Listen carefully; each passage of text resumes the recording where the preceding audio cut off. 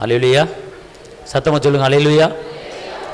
அதாவது நம்முடைய வாழ்க்கையிலே ஒரு நிலையான ஒரு நிரந்தரமான ஒரு சந்தோஷம், ஒரு சமாதானம் நம்முடைய வாழ்க்கையில் இருந்து கொண்டு இருந்தாலும் சில போராட்டங்களும், சில துக்கங்களும், சில நெருக்கங்களும், சில பாடுகளும், சில வேதனைகளும், சில கண்ணீர்களும், சில நிந்தைகளும், சில பலவீனங்களும், சில அவமானங்களும் நம்மளை தேடி வரலாம். ஆனால் அதெல்லாம் எதற்காக என்று நீங்கள் கேட்டால், உபத்திரப்பட்டது நல்லது, கர்த்தருடைய பிரமாணங்களை நீங்கள் கற்றுக்கொண்டீங்க. உபத்திரங்கள் அது நல்லது தான். அது எதுக்கு அப்படி என்று கேட்டால், நம்மளை அழிப்பதுக்கல்ல, நம்மளை வேதனைப்படுத்தல்ல, நம்மளை கொடுமைப்படுத்தல்ல, நாம் பல காரியங்களை கற்றுக்கொள்வதுக்கு தான் தேவன் அந்த உபத்திரத்தை நினைச்சார், அனுமதிக்கிறார். நாம் ஜெபிக்காமல் இருக்கலாம், துதிக்காமல் இருக்கலாம், ஆனால் உபத்திர நேரத்தில் நாம் ஜெபிப்போம். இப்போது எஸ்தர் ராஜாதிக்கு ஒரு அரண்மனை வாழ்க்கை கிடச்சிச்சு. அந்த அரண்மனை வாழ்க்கை கிடைச்சனால அவங்க சுகபோகமாக வாழ்ந்தார்கள். ஆனால் அவர்கள் கர்த்தரை தேட வேண்டுமே, கர்த்தருடைய சமூகத்தில் உட்கார வேண்டுமே, ஜெபிக்க வேண்டுமே அப்படிங்கிற காரியத்துக்காக பாருங்கள், எதிராளி எழும்பினான். அப்போ ஒரு சந்தோஷமான வாழ்க்கை, அரண்மனை வாழ்க்கை வாழ்ந்து கொண்டு இருக்கும்போது திடீரென்று ஒரு சட்டத்தை கொண்டு வருகிறான். 121 நாள் இருக்கிற எல்லா இஸ்ரேல் மக்களும் அழிக்கும்படி அந்த எதிராளியாக ஆமான் எழும்பினான். அப்போ அந்த ஆமான் சட்டத்தை பாஸாகி கையெழுத்து வாங்கிட்டான் ராஜாட்ட, மக்களை அழிக்க ரெடி ஆகிட்டான். சந்தோஷமான ஒரு நிலைமை தான், அரண்மான வாழ்க்கை தான், நல்ல சாப்பாடு தான், சுகபோகமான ஒரு வாழ்க்கை தான். ஆனால் கர்த்தரை தேட வேண்டுமே, கர்த்தரை ஆராதிக்க வேண்டுமே, தேவசமூகத்தில் அமர வேண்டுமே என்கிற காரணத்துக்காக எதிராளி எழும்பினான். இது நிமித்தமாக அவர்கள் 3 நாள் உபவாசம் இருந்து ஜெபித்தார்கள். மொர்தெகாயும் எஸ்தர் ராஜாத்தையும் தாதி என்ன செஞ்சாங்க? ஜெபிச்சாங்க. அதனால் வெற்றி கிடைத்தது. அதே போல இன்று நம்முடைய வாழ்க்கையிலே ஒருவேளை நாம் கர்த்தரை தேடாமல் இருக்கலாம், ஒருவேளை நாம் ஜெபிக்காமல் இருக்கலாம், ஒருவேளை நாம் அசட்டை பண்ணி கொண்டு கர்த்தரை தேடுவதில் துதிப்பில் அசட்டை பண்ணி கொண்டு இருக்கலாம். ஆனால் நீங்கள் கர்த்தரை தேட வேண்டுமே, கர்த்தரை ஆராதிக்க வேண்டுமே அப்படிங்கிற எண்ணத்தில் சில காரியங்களை கர்த்தர் உங்களுக்கு அனுமதிக்கலாம், நமக்கு அனுமதிக்கலாம். யோபுக்கு பிரச்சனைகளும் துக்கங்களும் பலவீனம் வந்தது, அது கர்த்தர் அனுமதித்தார். கர்த்தர் உத்தரவோடு தான் அந்த பலவீனங்கள், அந்த போராட்டங்கள், அந்த சோதனை யோபுக்கு வந்தது. ஆனால் கடைசியில் யோபு என்ன செஞ்சார்? ஜெயித்தார், சோதனையில் வெற்றி அடைஞ்சார். ஆபிரகாமுக்கு சோதனை வந்தது, அவர் அதில் வெற்றி அடைஞ்சார்.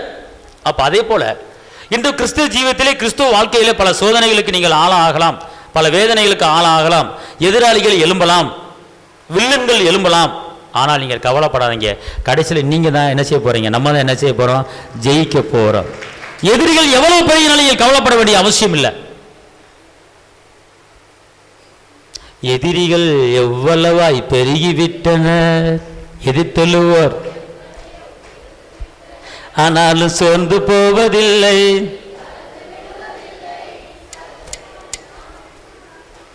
தகப்பன் என்னை தாங்குகிறீ, என்ன தள்ளாட விட மாட்டீ. தகப்பனை தாங்குகிறீ, என்ன தள்ளாட விட மாட்டீ.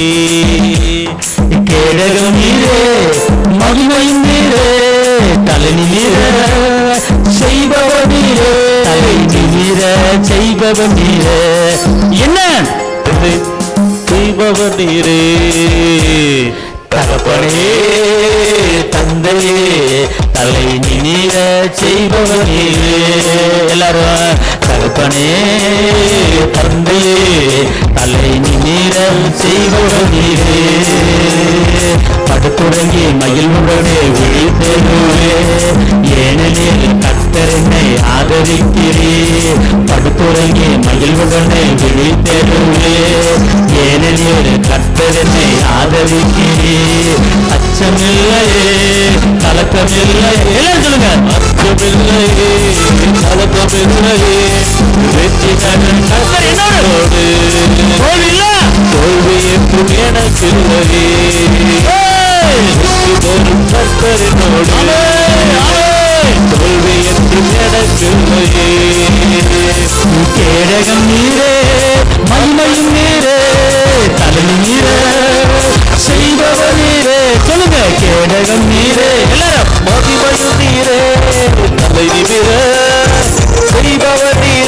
தலை நிமிர செய்பவர் நீரே, நிமிர செய்பவர் நீரே. தந்தையே தலை நிமிர செய்பவர் நீரே. வாயை திறந்து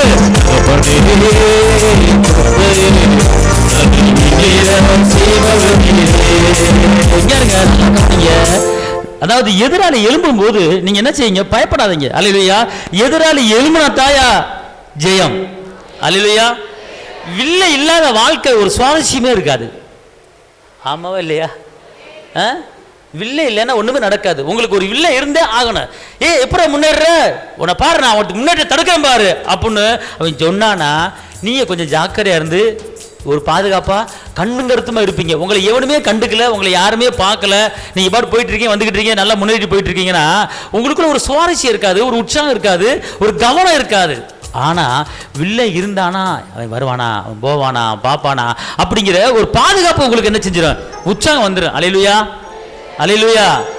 அரண்மனை வாழ்க்கை வாழ்ந்த எஸ்தர் ராஜாத்திக்கே ஒரு சோதனை வந்து அவங்களை ஜெபத்துல உட்கார வச்சா கர்த்தர் உங்களையும் ஜெபத்துல உட்கார வைப்பாரு. ஆமென் சொல்லுங்க. அல்லேலூயா. அப்ப ஒரு சோதனை ஒரு வேதனை வருதுன்னா நம்ம இன்னும் ஜெபத்துல அதிகமாகும். புரியுதா உங்களுக்கு? அல்லேலூயா சொல்லுங்க. புரியுதா புரியலையா உங்களுக்கு? அதனால உங்க குடும்பத்துல, உங்க வீட்டுல, உங்க தொழில, உங்க வேலையில, உங்க பிசினஸ்ல எவனாச்சும் எதிராளி எழும்பிட்டானா சந்தோஷப்பட்டுருங்க. ஐயோ எழுமிட்டானே, வந்துட்டானே, எனக்கு விரோதமா பேசுறானே, எனக்கு விரோதமா அவன் போய் சொல்லிட்டு இருக்கானே, இங்க போய் சொல்லிட்டு இருக்கானே, கவலைப்படாதீங்க. எதிராளிகள் எழுமினாதான் எதிரிகள் எவ்வளவாய் பெருகினாலும் கர்த்தர் கூடவே இருக்கிறாரு. நான் சோர்ந்து போக மாட்டேன், துவண்டு போக மாட்டேன், வெற்றி தரும் கர்த்தரினோடு கவலை எனக்கு ஒண்ணு இல்லையே, வெற்றி தரும் கர்த்தரினோடு கவலை எனக்கு ஒண்ணும் இல்லையே. அல்லேலூயா. அப்புறம் என்ன செய்யணும், நீங்க உனக்கு அவன் பிடிச்சான், உனக்கு இவன் பிடிச்சான், அதை பத்தி கவலையப்படாதீங்க. அல்லேலூயா. சத்தமா சொல்லுங்க. அல்லேலூயா. இன்னைக்கு நான் ஆவியில உணர்றேன், அவன் இதை பண்ணிடுவானா, இதை பண்ணிடுவான், ஒன்றும் கவலைப்படாதீங்க. கர்த்தர் பயங்கரமான பராக்கிரமசாலியா ஏன் கூட இருக்கிறார். எல்லாம் சொல்லுங்க. கர்த்தர் பயங்கரமான பராக்கிரமசாலியா ஏன் கூட இருக்கிறார். அல்லேலூயா. என்ன என் குடும்பத்தை, என் வேலையை, என் தொழில, என் பிள்ளைகளை யார் அசைக்க நினைத்தாலும் கொஞ்சம் கொஞ்சம் சேக் பண்ணீங்களேன், கொஞ்சம் கைவலி உங்களுக்கு போகும். அதாவது இப்ப நான் அசைக்கிறதுக்கு நீங்க அசைக்க வித்தியாசம் இருக்கு. இப்ப நீங்க அசைங்க பாப்பா. நான் செய்யறேன் பாருங்க. எனக்கு விரோதமா, என் குடும்பத்துக்கு விரோதமா, பிள்ளைக்கு விரோதமா, ஊழியத்துக்கு விரோதமா, சபைக்கு விரோதமா எழும்புகிற எந்த ஆயுதமா இருந்தாலும் வாய்க்காமலே போவதாக. என்னை யாரும் அசைக்க முடியாது. நீங்க எப்படி செய்றீங்க? யாரும் என்னை அசைக்க முடியாது. அதுல ஒரு ஒரு பலன். யாரும் என்னை, இந்த ஸ்ட்ரென்த் தெரியுதா? அந்த ஸ்ட்ரென்த், யாரும் என்னை அசைக்க முடியாது அப்படின்னா மாமிசம் என்ன செய்யுது? பேசுது. ஆமென் சொல்லுங்க. அல்லேலூயா. அல்லேலூயா. சொல்லுங்க. என் வாழ்க்கை முன்னேற போகிறது. ஜெயம் கொடுக்கிற கர்த்தர் என்னோடு இருக்கிறார். நான் அசைக்கப்படுவது இல்லை, நான் தேவனால் மறக்கப்படுவது இல்லை. அதாவது வாயை திறந்து நல்லா ஃப்ரீயா, நல்லா உற்சாகமா பேசிவிடுங்க. உம்முனே இருக்காதீங்க, உம்முனே இருக்காதீங்க. நான் அசைக்கப்படுவது இல்லை. எனக்கு விரோதமாக உருவாக்கப்படுகிற எந்த ஆயுதமும் இயேசுவின் நாமத்தில்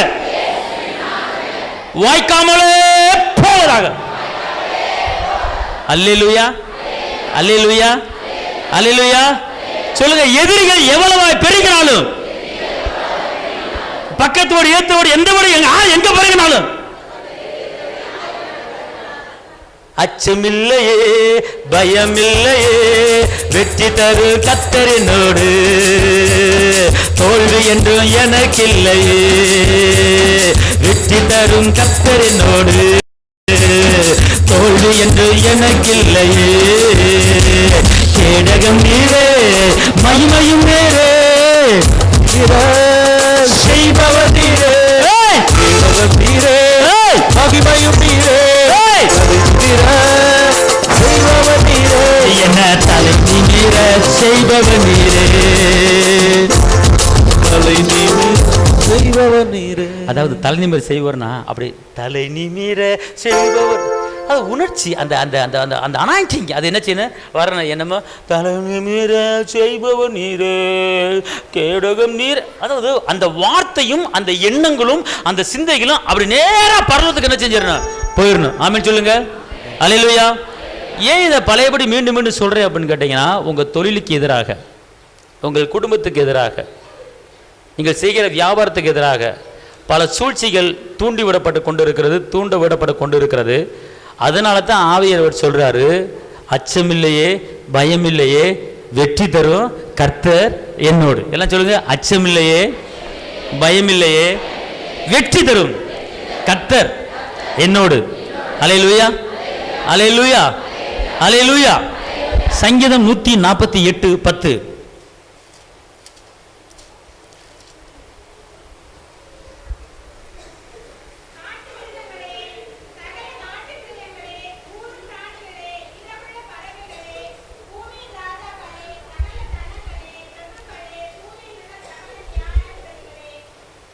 நல்லா கவனிங்க, இங்கே தேவனுடைய வார்த்தை பாருங்க. அதாவது இந்த நாளில் கர்த்தரை நீங்கள் துதிக்க நீங்கள் கற்றுக்கொள்ள வேண்டும், ஆராதிக்க கற்றுக்கொள்ள வேண்டும். தேவனாலே கூடாத காரியம் ஒன்றுமே கிடையாது. பைபிளில் நிறைய காரியங்களை நம்ம கற்றுக்கொள்கிறோம். நிறைய பேர் எப்படி விடுதலை ஆனாங்க அப்படின்னு நீங்கள் கேட்டீங்கன்னா, அவர்கள் துதித்து ஸ்தோத்திரித்து ஆராதித்து தேவனை பிரியப்படுத்தி என்ன செஞ்சார்கள், தேவனிடத்தில் அற்புதங்களை பெற்றுக்கொண்டார்கள். இப்போ காக்கா குருவி காட்டு மிருகங்கள் எல்லாமே என்ன செய்யுதுன்னா, காலையில் எந்திரிச்சு கர்த்தரை மையப்படுத்து துதிக்குது. ஆனால் கர்த்தர் அன்னைக்குள்ள ஆகாரத்தை அதுக்கு என்ன செஞ்சிடறாரு, கொடுத்துறாரு. பார்த்துக்கொள்ளுங்க. அப்போ ஒரு இடத்துல சங்கீதத்தில் தாவீது சொல்றாரு, கர்த்தாவே உமக்கு பிரியமானது எனக்கு செய்ய என்ன செய்யுங்க, கற்றுக் கொடுங்க அப்படிங்கிறார்.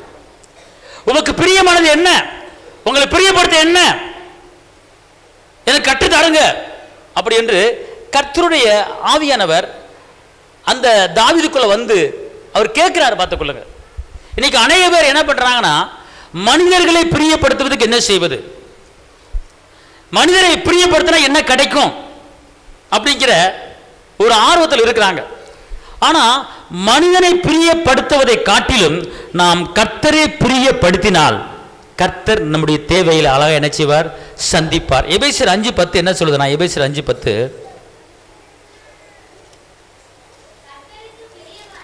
கர்த்தருக்கு பிரியமானது நீங்கள் இல்லதென்று சோதித்து பாருங்கள். அல்லேலூயா. இங்க பாருங்க, இன்னைக்கு உலகத்துல இந்த மனுஷனுக்கு எதை கொடுத்தா பிடிக்கும் பிரியப்படுத்தலாம், இவங்களுக்கு எதை கொடுத்தா பிடிக்கும் பிரியப்படுத்தலாம் என்று நாம் தெரிந்து வைத்திருக்கிறோம், அறிந்து வைத்திருக்கிறோம், சோதித்து அறிந்திருக்கிறோம். பார்த்துக் கொள்ளுங்க. ஆனா இன்று நம் கர்த்தரை மாத்திரம் பிரியப்படுத்தினால் கர்த்தர் என்ன செய்வாரா, நம்முடைய தேவைகளை என்ன செய்வார, சந்திப்பார். பார்த்துக் கொள்ளுங்க. அப்ப கர்த்தரை பிரியப்படுத்துறதுக்கு என்ன பண்றது, என்ன செய்யறது என்று நீங்கள் கேட்கலாம். எடுத்துக்கொள்ளுங்க, கொலைசீர் 1:20. சிலுவையில் சிந்தின இரத்தத்தினாலே சமாதானத்தை உண்டாக்கி பூலோகத்தில் உள்ளவைகள் பரலோகத்தில் உள்ளவைகள் யாவும் அவர் மூலமாய் தமக்கு ஒப்புரவாக்கி கொள்ளவும் அவருக்கு பிரியமாய், அவர் மூலமாய் தமக்கு ஒப்புரவாக்கி கொள்ளவும் அவருக்கு என்னவா, பிரியமாயிருச்ச. பார்த்துக் கொள்ளுங்க. அவர் சிலுவையில் சிந்தின இரத்தத்தினாலே அவர் சமாதானத்தை கொடுத்துட்டார். அந்த சமாதானத்தை நான் வாங்கி கொண்டு நான் ஒரு நிம்மதியான ஒரு வாழ்க்கை வாழ வேண்டும். ஆனால் இன்று நம்முடைய வாழ்க்கையில ஏன் ஒரு சமாதானம் இல்லை அப்படின்னு கேட்டா, நாம் அவரை பிரியப்படுத்தாமல் இருப்பதனால தான் நாம் ஒரு நல்ல வாழ்க்கை வாழ முடியல. அவர் சிலுவையில் வாங்கி கொடுத்த அந்த வெற்றியை நாம் கீழ்ப்படிந்து அதன்படி நடக்கும் போது அவரை நம்ம என்ன செய்யறோம், பிரியப்படுத்துறோம். பார்த்துக்கொள்ளுங்க. அவரை நம்ம பிரியப்படுத்துறதுக்கு நம்ம முயற்சி எடுக்கணும். பார்த்துக்கொள்ளுங்க. நான் சமாதானத்தை விட்டு தெளிக்கிற சமாதானம் இருங்கள் என்று சொல்லுகிறார். அப்ப நம்ம சமாதானமான வாழ்க்கை வாழ்ந்தா அவரை பிரியப்படுத்துறோம். அப்ப சமாதானம் இல்லாத ஒரு வாழ்க்கை வாழும்போது அவரை பிரியப்படுத்தல. நல்லா தெரிஞ்சுக்கொள்ளுங்க. அவர் எந்தெந்த காரியத்தை செய்ய சொல்லி இருக்கிறாரோ அதை செஞ்சா போதும், ஆட்டோமேட்டிக்கா நம்மளுக்கு என்ன செஞ்சிடறான், பிரியுங்க. பாருங்க, அவர் நல்லுடைய அவர் வார்த்தை பார்த்துக்கொள்ளுங்க. இன்னைக்கு நம்மளை ஒவ்வொன்று தேற்றுகிற ஒரு வார்த்தையா இருக்கிறத பார்த்துக்கொள்ளுங்க. அவர் வார்த்தைக்கு நம்ம கீழ்ப்படிஞ்சு செய்யும் போது அவர் அந்த இடத்துல பிரியப்படுறாரு. பார்த்துக்கொள்ளுங்க. இன்னொரு வசனத்தை பார்த்துக்கொள்ளுங்க. சங்கீதம் 69:30-31. சங்கீதம் 69:30-31.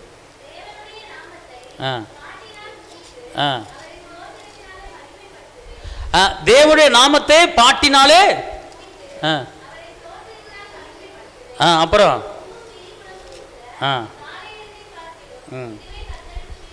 இதுவே கர்த்தருக்கு என்னவா? இதுவே கர்த்தருக்கு பிரியம். பார்த்துக் கொள்ளுங்கள். அப்ப அவரை துதிக்கும் போது, அவரை ஆராதிக்கும் போது, அவரை ஸ்தோத்தரிக்கும் போது அவருக்கு ஒரு பிரியம் வந்து விடுகிறத பார்த்துக் கொள்ளுங்க. இப்ப பவுல் சீலாவும் துதித்தாங்க, ஜெபித்தாங்க, ஆராதித்தாங்க, கட்டுக்களை கலந்து விழுந்தன. கர்த்தருக்கு அது பிரியமா இருந்தது. சவுலுக்குள்ள ஒரு ஆவி இருந்துச்சு. தாவீது பாட்டு பாடினாரு, ஆராதிச்சாரு. சவுலுக்குள்ள இருக்கிற ஆவி வெளியே போச்சு. அது அவருக்கு பிரியமா இருந்துச்சு. பார்த்துக்கொள்ளுங்க. அதே சங்கீதம் 147:1 என்ன போட்டிருக்கு? சங்கீதம் 147:1,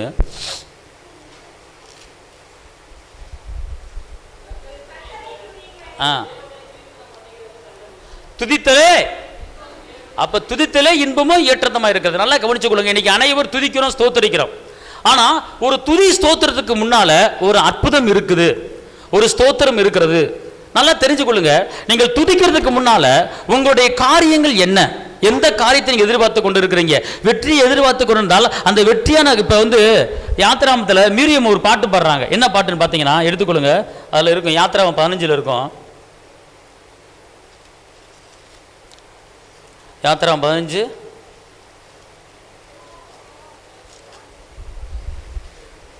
20-21 வாசிங்க பாப்பா.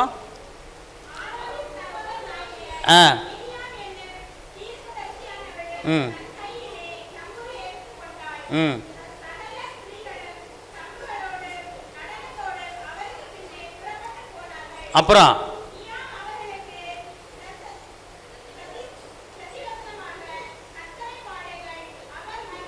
கர்த்தரை பாடுங்கள், அவர் மகிமையாய் வெற்றி சிறந்தார். நல்லா கவனிச்சு கொள்ளுங்க. இன்னைக்கு வெற்றி உங்களுக்கு வேண்டும் என்றால், ஜெயம் உங்களுக்கு வேண்டும் என்றால், அவர்கள் அந்த மீரியம் என்ன பண்றாங்கன்னா, அந்த செங்கடலை பிளந்ததை குறித்து வெற்றி அடைஞ்சிட்டோம், ஜெயம் கிடைச்சிருச்சு அப்படின்னு சொல்லி அந்த காரியத்துக்காக மட்டும் என்ன செஞ்சாங்க? செங்கடலை பிளந்ததுக்காக வெற்றி, ஜெயம் என்று சொல்லி கர்த்தரை மகிமைப்படுத்துறாங்க. பார்த்துக்கொள்ளுங்க. நல்லா தெரிஞ்சு கொள்ளுங்க. இந்த உலகத்திலே நான் வாழ்வதற்கு பல காரியங்கள் தேவைப்படுகிறது. பொருளாதாரம் தேவைப்படுகிறது, சுகம் தேவைப்படுகிறது, மனித அன்பு தேவைப்படுகிறது, மனித தயவு தேவைப்படுகிறது, வேலைகள் தேவைப்படுகிறது, எல்லா காரியமும் தேவைப்படுகிறது. அப்ப எந்தெந்த காரியம் உங்களுக்கு தேவைப்படுகிறதோ அந்தந்த காரியங்களுக்காக நீங்கள் தேவனை மகிமைப்படுத்தும் போது கர்த்தர் அந்த துதி ஸ்தோத்திரத்தை அங்கீகரித்து ஆராதித்து என்ன செய்வார்? உங்களுக்கு கண்டிப்பான முறையில் ஒரு விடுதலை என்ன செய்வார்? கொடுப்பார். ஏசாயா 43:21-22. ஏசாயா 43.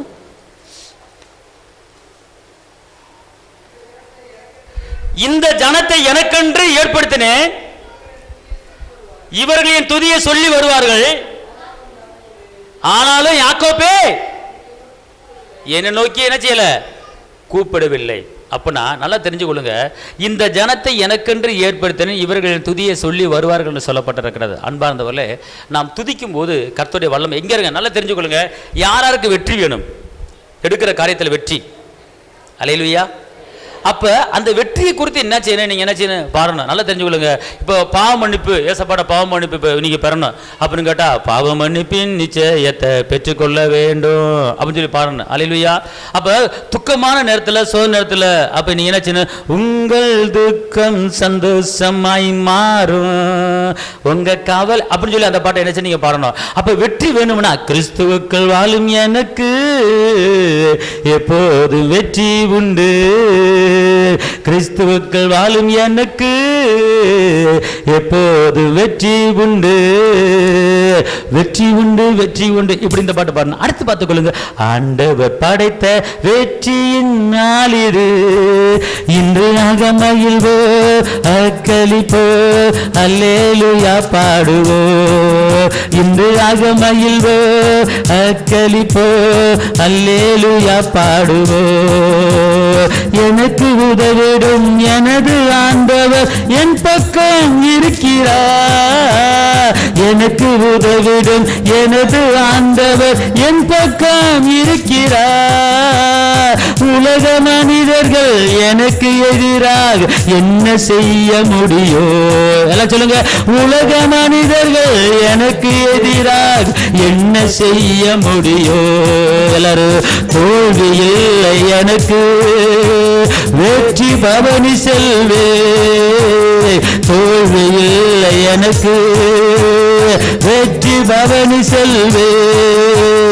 ஆண்டவர் படைத்த வெற்றியின் நாளிது, இன்று அகமயில்வே அக்களிப்பே அல்லேலூயா பாடுவே.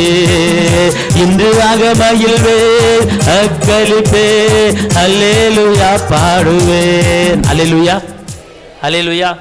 அதாவதுங்க ஒரு வெற்றிக்கு முன்னால் நல்லா தெரிஞ்சுக்கொள்ளுங்களேன். இப்போ 2 நாளாகும் 20 அதிகாரத்தில் ஒரு 3 படம் விரட்டி வரும்போது எதை அனுப்புகிறாங்கன்னு கேட்டால் பாட்டு பாடுறவங்கள தான் அனுப்புகிறாங்க. பார்த்துக்கொள்ளுங்க, நல்லா தெரிஞ்சுக்கொள்ளுங்க. நீங்கள் ஒரு திருமண காரியத்தை எடுத்தாலும், ஒரு வேலை காரியத்தை எடுத்தாலும், ஒரு படிப்பு காரியத்தை எடுத்தாலும், நீங்கள் ஒரு 1 மணி நேரமாவது 2 மணி நேரமாவது தேவ சமூகத்தில் உட்கார்ந்து நீங்கள் என்ன செய்யணும்? பாட்டினால் அவரை துதித்து என்ன செய்யணும்? மகிமைப்படுத்தணும். பார்த்துக்கொள்ளுங்க.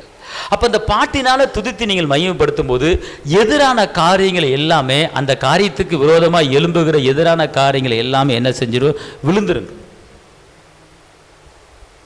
அதுக்குத்தான் நம்ம என்ன செய்யணும்? கர்த்தரை நம்ம என்ன செய்யணும்? மகிமைப்படுத்தணும், கர்த்தரை துதிக்கணும், கர்த்தரை ஆராதிக்கணும். அப்போ நல்லா தெரிஞ்சுக்கொள்ளுங்க, இன்று நம்முடைய வாழ்க்கையில் ஜெயம் கிடைக்காமல் தடுமாறி நிலை கொண்டு இருக்கிறீங்க. இந்த 2 நாளாகும் 20 அதிகாரத்தில் நீங்கள் முழுவதுமாக நீங்கள் படித்து பார்த்தீங்கன்னா, அதில் அவர் எப்படி ஜெபித்திருக்கிறார், என்ன சொல்லியிருக்கிறார், எந்த வார்த்தை யூஸ் பண்ணி ஜெபிக்கிறாரு, எந்த ஒரு அவிவிசுவாச வார்த்தைகளும் ஜெபத்தில் கிடையாது. அவர் துதிக்கு மாத்திரம் தான் முக்கியத்துவம் கொடுக்கிறார். ஒரு மனது, 2வது அந்த இடத்துல ஒரு மனது இருக்கு. பார்த்துக்கொள்ளுங்க. உபவாசத்தை கூறுறார், ஒரு மனது அந்த இடத்துல வந்துடுது, ஒரு ஐக்கியம் வந்துடுது, அன்பு வந்துடுது. எல்லாம் ஒருமனப்பட்டு ஜெபிக்கிறாங்க, ஒருமனப்பட்டு ஆராதிக்கிறாங்க, ஒரு மட்டும் ஸ்தோத்தரிக்கிறாங்க. அப்போ அந்த நேரத்தில் எதிராளிகள் பூரா விழுந்துடுறாங்க. இவங்க போய் என்ன செய்கிறாங்க? ஜெயத்தை என்ன செய்கிறாங்க? எடுத்துகிட்டு வந்துடுறாங்க. பார்த்துக்கொள்ளுங்க. அப்போ ஜெயம் கொடுக்குற தேவன் நம்மோடு இருக்கிறார். அப்போ அதாவது இப்போ நான் குதிரை யுத்த நாளுக்கு ஆயத்தமாக இருக்கிறது, ஜெயமும் கர்த்தரால் வருகிறது. அப்போ நம்ம செய்ய வேண்டிய வேலையை நம்ம ஆயத்தமாக செய்யாமல் இருக்கிறனால தான் பல காரியங்கள் நடக்குது. பார்த்துக்கொள்ளுங்க. அப்போ நீங்கள் என்ன செய்யணும் கேட்டிங்களா, நீங்கள் ஒரு குடும்பத்தில் ஒரு காரியம் உங்களுக்கு நடக்கணும் அப்படின்னு நினச்சிங்கன்னா, நீங்கள் நல்ல தேவனை துதித்து ஸ்தோத்திரித்து ஆராதித்து நீங்கள் மகிமைப்படுத்தும் போது கர்த்தர் அந்த இடத்துல இறங்கி வர்றாரு. பார்த்துக்கொள்ளுங்க. அவரால் கூடாத காரியம் ஒன்றுமே கிடையாது. நல்லா திங்கிறங்க. வெற்றியின் பாடல்களை பொறுக்கிடுங்க. வெற்றியின் பாடல நல்லா ஜெயம் கொடுக்கும் தேவனுக்கு கோடி கோடி ஸ்தோத்திரம், வாழ்வளிக்கும் இயேசு ராஜாவுக்கு வாழ்நாளெல்லாம் ஸ்தோத்திரம். ஆமே. ஜெயம் கொடுக்கும் தேவனுக்கு கோடி கோடி ஸ்தோத்திரம், வாழ்வளிக்கும் இயேசு ராஜாவுக்கு வாழ்நாளெல்லாம் ஸ்தோத்திரம். அல்லேலூயா அல்லேலூயா பாடுவேன் ஆனந்த துனியா உயர்த்துவே. அல்லேலூயா அல்லேலூயா பாடுவேன் ஆனந்த துனியா உயர்த்துவே. ஜெயம் கொடுக்கு தேவனுக்கு கோடி கோடி ஸ்தோத்திரம், வாழ்வளிக்கும் இயேசு ராஜாவுக்கு வாழ்நாளெல்லாம் ஸ்தோத்திரம். அடுத்த நீதிமொழிகள் 12:22 எடுங்க பார்ப்போம். துஷந்தன மலதுர பலகரலரபா.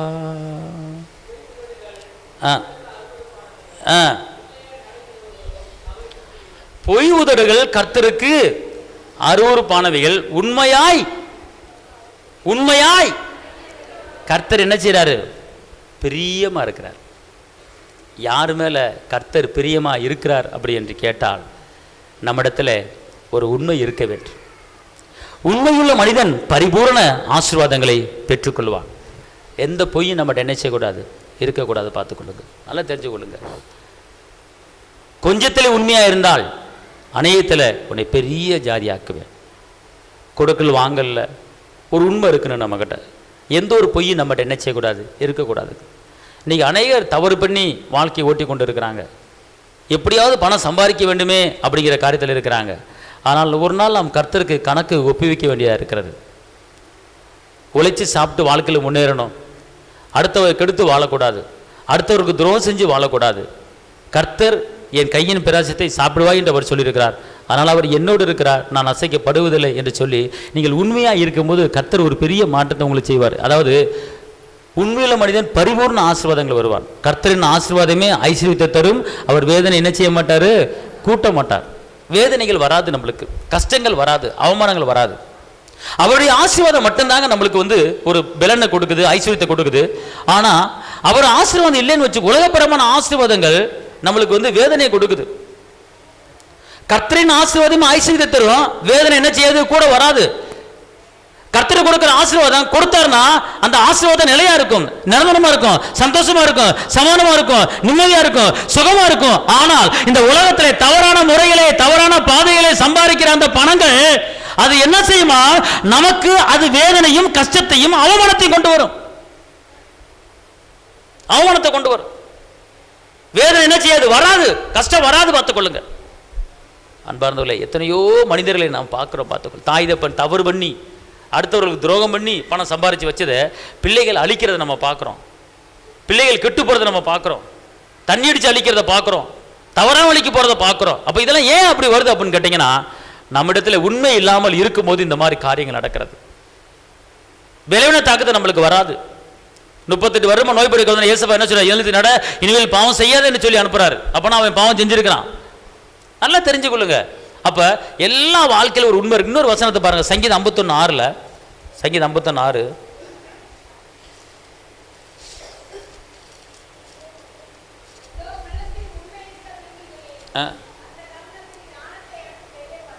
அல்லேலூயா. இப்ப இந்த உண்மையை நம்ம நடக்கும்போது நம்மளுக்கு கிடைக்கிற நன்மைகள் என்ன? பொய் இல்லாத வாழ்க்கை. ஒரு கொஞ்சம் பொய் கூட சொல்லக்கூடாது, சின்ன பொய் கூட சொல்லக்கூடாது. பொய் சொல்லாம எப்படிங்க வாழ முடியும்? வாழ்ந்து காட்டணும், வாழ்ந்து காட்டணும். வியாபாரத்தில் எப்படிங்க பொய் சொல்லாமல் இருக்க முடியும்? அதாவது ஒரு பொய் ஒரு மனிதனுக்கு பாதிப்பு உண்டாக்கூடாது. பார்த்துக்கொள்ளும். கரெக்டாக இருக்கணும். எதுனாலும் உள்ளதே உள்ளதென்றும் இல்லதே இல்லதென்று சொல்லுங்கள் அப்படின்னு வேதம் சொல்லுகிறது. பார்த்துக்கொள்ளுங்க. உண்மையாய் நடப்பதனால நமக்குள்ள என்ன வந்துருதுன்னு கேட்டீங்கன்னா, ஞானத்தின் வல்லமை வந்துவிடும். பார்த்துக்கொள்ளுங்க. அறிவுத்திறமை வந்துடும். பார்த்துக்கொள்ளுங்க. சின்ன பிள்ளைகளா இருக்கலாம், பெரிய ஆளா இருக்கலாம். பார்த்துக்கொள்ளுங்க. எல்லா காரியத்திலையும் நம்ம உண்மையாக நடக்கும்போது பார்த்துக்கொள்ளுங்க, நமக்கு வருகிற பலன் என்னன்னு கேட்டீங்கன்னா, ஞானத்தின் வல்லமை கடந்து வருகிறது. அறிவு, எதை செய்யணும், எதை செய்யக்கூடாது, எதை பேசணும், எதை பேசக்கூடாது, பிசினஸ் பண்றதுல ஒரு திறமையை சம்பாதிக்கக்கூடிய ஒரு கிருபையும் ஒரு ஞானத்தையும் கொடுத்துருவாரு. எப்ப கிடைக்கும் அப்படின்னு கேட்டீங்கன்னா, யாரெல்லாம் உண்மையா நடக்கிறார்களோ அவர்களுக்கு ஞானத்தின் வல்லமை என்ன செஞ்சிடும்? கடந்து வந்துடும். ஆமென் சொல்லுங்க. அல்லேலூயா.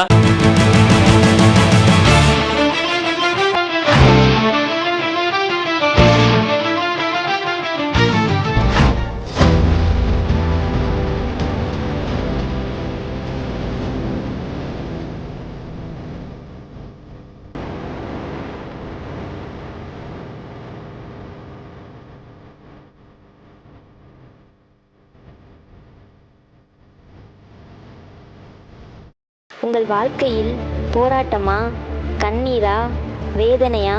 இயேசு உங்களுக்கு அற்புதம் செய்வார். எங்களோடு இணைந்து கர்த்தரை ஆராதிக்க உங்களை அன்புடன் அழைக்கிறோம். எங்கள் முகவரி: போதகர் சி. ஜீவா, திரியேக தேவ எழுப்புதல் ஆலயம், RS Nagar, Allampatti, Virudhunagar. Cell number 9443313673. Email address jiva.boj@gmail.com. ஞாயிறு ஆராதனையின் நேரம் காலை 8:30 மணி முதல் 10:30 மணி வரை. செவ்வாய்க்கிழமை மன்றாட்டின் ஆராதனை மாலை 6:30 மணி முதல் 8 மணி வரை. வெள்ளிக்கிழமை உபவாச கூட்டம் காலை 10 மணி முதல் 12 மணி வரை. மாதத்தின் 1ஆம் தேதி வாக்குத்தத்த ஆராதனை காலை 5 மணி முதல் 7 மணி வரை. கர்த்தர் உங்களை ஆசீர்வதிப்பாராக.